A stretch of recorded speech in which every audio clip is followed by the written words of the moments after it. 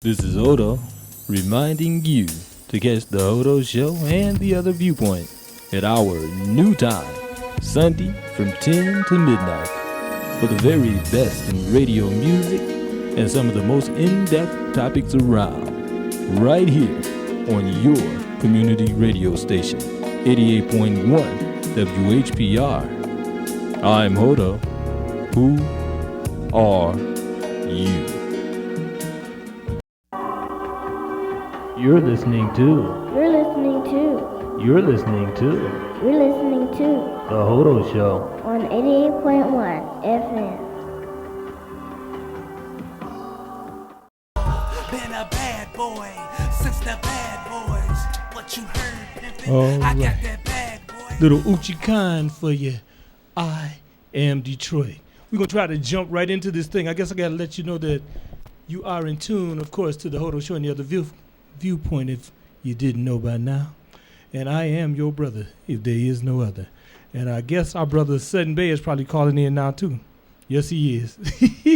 we're gonna have to take Sutton and get him to call in a little later so we can get this interview done. Carson City East. To accept this call, press 0. To refuse, this call is from a correction facility and is subject to monitoring and recording. Thank you for using PCS's inmate telephone services. My brother. What's happening, brother? Now, we're going to have to, Sutton, I'm going to have to get you to call back, man. We got live in studio with us now. As I was about to say, I guess I need to kick in that the views and opinions expressed on this particular program are not necessarily those of this station. It's management, it's staff, and of course, it's sponsors. So, ergo, don't be calling Mr. Watkins or Mr. Tyler or Mr. Campbell talking about, Hodo said, shut up. You say Jack. Anyway. I think my brother kind of felt that one. And now, Sutton. Yes, sir. I'm going to have to get you to call back maybe in about 20 minutes if you can, man. Maybe 25 minutes. Brother, you know I'm going to be there. 25 minutes, man, because we got live in studio. Let me introduce this brother before you get off the phone so maybe you get to just holler at him for a second, man. Live in studio, we got Freeway. Rick Ross, the real Rick Ross, live in studio with us. What's happening, bruh? I'm doing good. How about yeah, yourself? Brother Rick Ross. Okay, then. We ain't got that. Well, I ain't even going to touch that. The real one, right? Yeah, this the real one. Oh, okay, then, bro. It's a privilege and an honor to be able to speak to you, brother. We up here in the Michigan Department of Corrections trying to do some positive and constructive things. I heard a lot about you, man, your endeavors with brothers and sisters coming home from prison trying to do positive things. We need to link up. Tell your sisters, your contact down there, they need to get in contact with my wife, Sonya X, put us together so we can put together some programs so that we can well, you know what, my brother, I do believe that Rick may know Sonya X. I know for sure that one of his handlers knows Sonya X for sure. Right. Mm-hmm. I've been hearing a few things in the air, but I really need to, connect with the brother because we got a few things going on. We got some publishing ventures that's up and running, and we got big major things that we trying to pull off. And a brother like yourself that has redeemed himself, we need to link up so that we can show to the people that once we link up and we start networking, that we can touch a lot of brothers and sisters' lives that's within the Department of Corrections across the United States of America and on their way home from the Department of Corrections from across the United States of America. So we definitely need to hook up. But I ain't going to hold y'all up. I'll call you back at 11 o'clock like you instructed me, brother. Well, about 11:10, 11:15, bro. Yes, sir. All yes, right. sir. So tell all the people, that was waiting for that hot topic we're going to have tonight. It's going to be Islam isn't a terrorist threat to America. Idiots are the terrorist threat to America.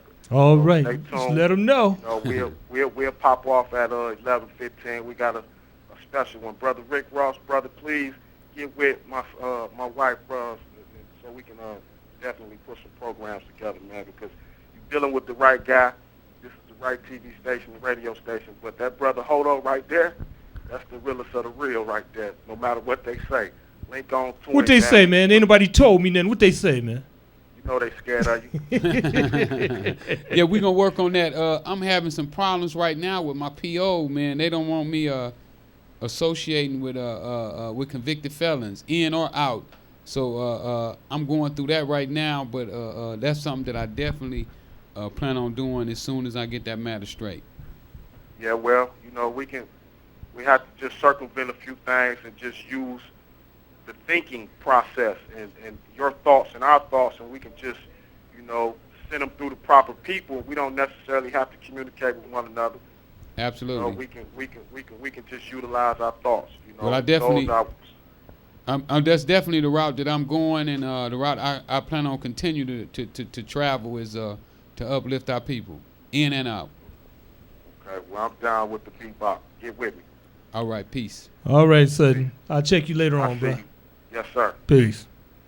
All right, now, Freeway, Rick Ross live in studio today. For a lot of people who don't necessarily know your story, give them a quick synopsis of exactly how did Freeway Rick Ross get his start? Well, I grew up in South Central Los Angeles, just like a normal kid, had normal dreams of doing the right things in life. But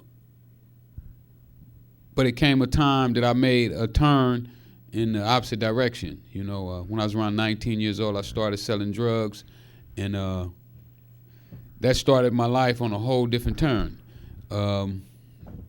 Came up in the drug game, has had days that I had made as much as $1 million a day, and some days $3 million a day. Wound up going to prison, getting a life sentence. Couldn't read, couldn't write till I was 28 years old. Got my life sentence overturned myself by becoming a lawyer, per se, in jail, or a jailhouse lawyer, as we say. And now I'm out, and I go around the country talking to youngsters about the dangers of drugs and getting involved with gangs and drugs. And, that's pretty much where I'm at right now today. Okay.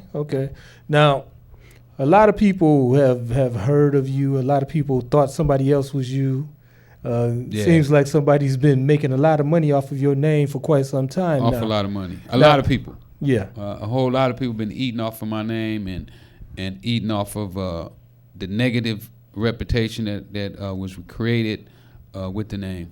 Now, what about this Rick Ross, the rapper, the guy who with the beard and kind of heavy-set guy? Yeah. Now he thinks he's me. He legitimately thinks he's you. Yeah. I mean, I saw him like last Friday at a deposition, and the guy really believes that he's me, and he's taking on this persona to be somebody that he's not, somebody that I never was or never wanted to be. Now, with most of these guys in the rap industry, a lot of them, that's all facade. They are studio crooks, so to speak, studio villains. They never busted studio gangsters is what we call them. I ain't even gonna call them a gangster.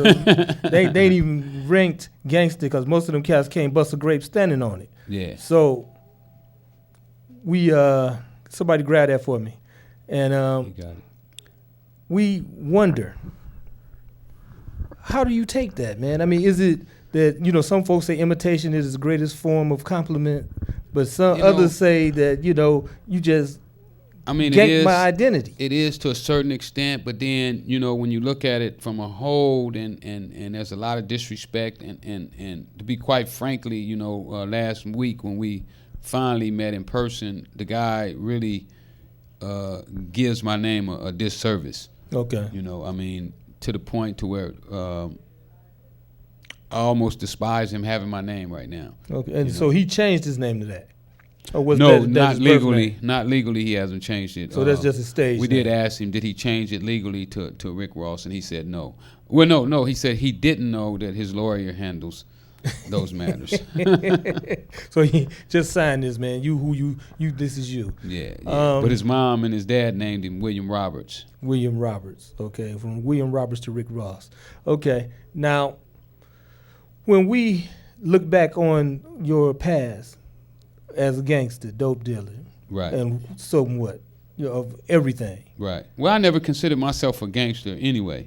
I was a businessman that sold drugs. Okay. And I ran my drug business like a business. Mm-hmm. I did the same thing that Walmart do. I gave my workers bonuses. When they had problems, I tried to help with their problems. I had a program where you could graduate up from this level to that level. So I really consider myself a businessman and not necessarily a gangster. Now, you were a businessman, Yeah. dealing in, In drugs. in drugs, in that pharmaceutical business, so to speak. Yeah. Now, when you look back on this, man, do you have regrets or what do you feel about that? Because, you regret going to jail, I'm quite sure, but Well, do you have regrets on what you did? Not really going to jail. I don't really regret going to jail because in my mind, I had planted in my mind that I was going to jail. Okay. I knew when I was 16, 17 that I would be going to jail. It's just like when you're growing up in the area with the guys that I grew up with, going to jail is like part of life, like what is the county jail like? What is it going to be like when I get there, Right. And I ain't even been caught yet, but this is the mentality. It's inevitable. Yeah. With the life that I'm living was inedible. So going to jail, I wouldn't have went if I didn't have to. If I wouldn't have got caught, I wouldn't have went. But it wasn't something that I didn't know was coming. I knew jail was coming. As far as selling drugs, I don't know if I necessarily would say that I regret it, but I would say that when I sold drugs, it was out of ignorance. It wasn't a rational thinking person like I am today that was able to take information and decipher it and make a rational decision. Okay. Now, for some of us who had a past and that kind of thing, and we try to pay it forward, so to speak, where we do things the same way we had the same kind of strength doing Absolutely. the skullduggery, we try to do it just as in-depthly the other way. Absolutely. I'm going even harder. Okay.